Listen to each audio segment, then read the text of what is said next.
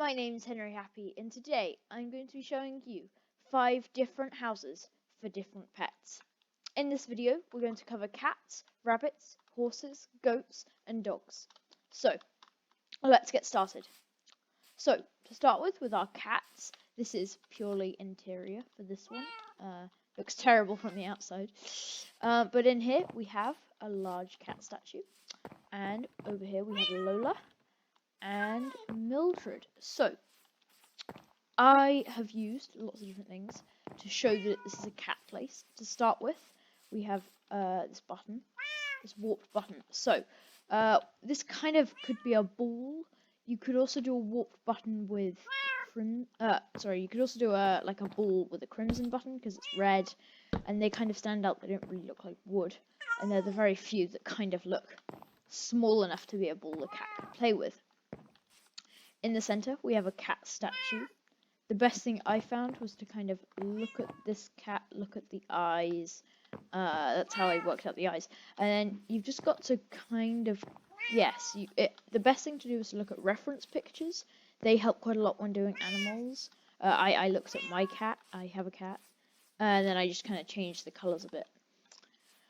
That's the cat statue, the cat in the room. So, over here we have a kind of scratchy post that cats tend to go on. So I have used dark oak fence and nether brick fence because they're quite similar in colour, but nether brick fences don't attach to regular wooden fences like dark oak, spruce. They don't connect to them, so it makes it look like it's two separate poles as opposed to being connected like that. So this is an area where the cats can jump up. Something else quite important when you're doing pets is to make sure you've got quite a lot of greenery inside. Especially in this one, it really needed it. It was quite bleak without the greenery.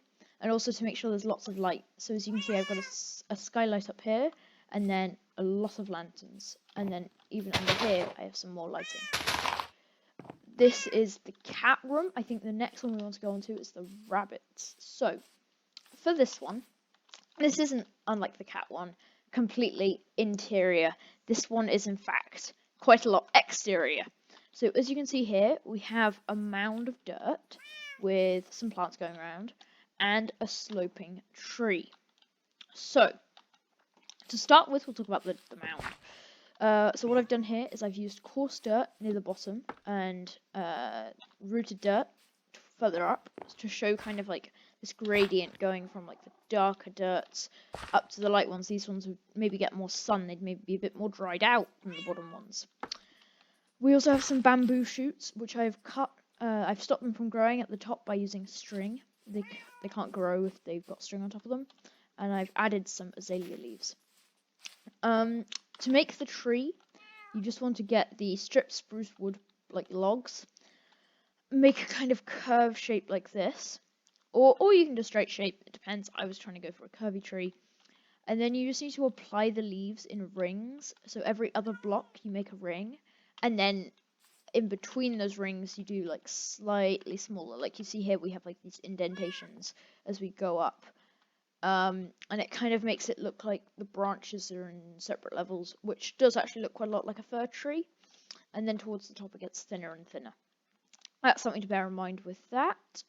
I've added some extra stuff like the dead bush and the ferns for kind of extra detail. Yeah.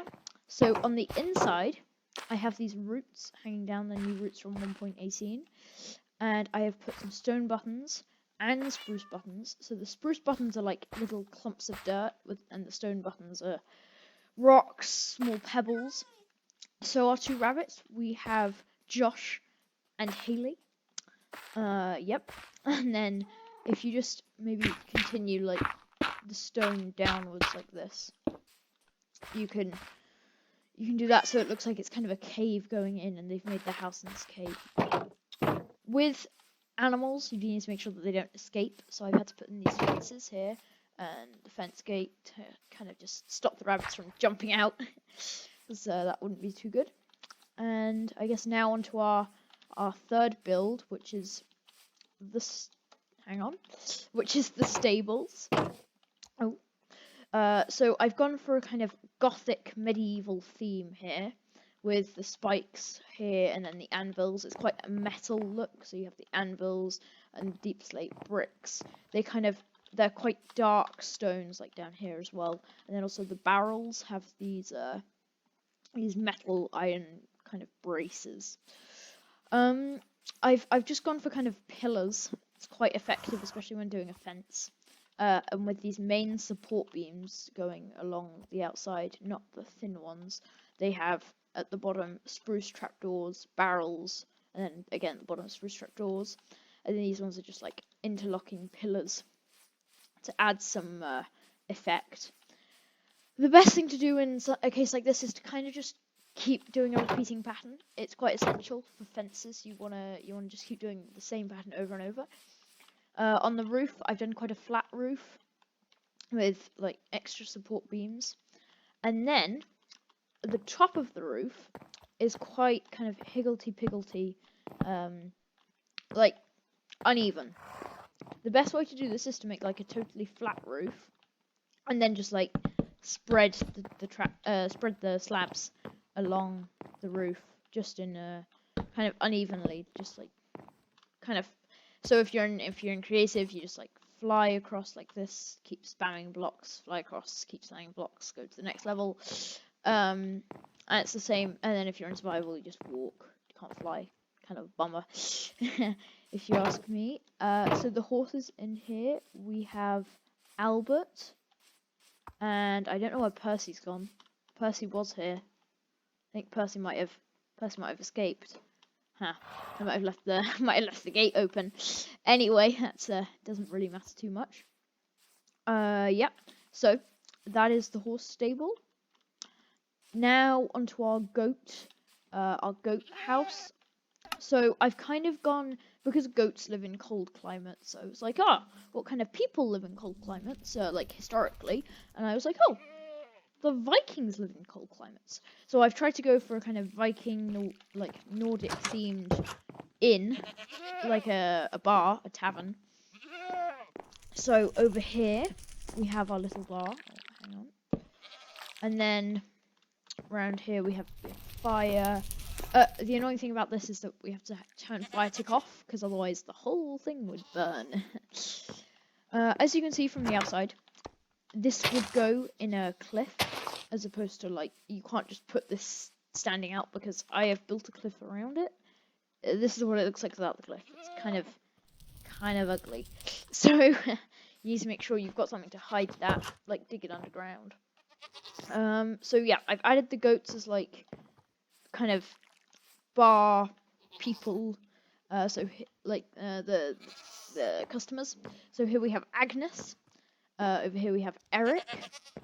And then at the far side over here, we have Bjorn. Bjorn the goat. So, Bjorn cannot leave where he is, because under these trapdoors there's honey. You can't jump over the top. And then for these other two, I've leashed them so that they don't just wander off, because it would be a little odd if they were just all kind of congregating in the middle, and I also don't want them to accidentally walk into the fire. As I said earlier, having like foliage inside your builds is very important. And I've put a little bar seat over here. The best thing to do is to kind of add life and add detail into these builds. Like, they're not particularly difficult to make, but it's the small things that count. Like just having these tiny tables here, having an ice spike coming through. Yeah, and then back here we have some barrels. I've used tripwire hooks to be like kind of areas where you could have you could have a like beer or something like that. And then these ones could be for food. This is like a tap that could open it up, and then Bjorn would serve the other two goats. This is kind of like goat role play. Yeah.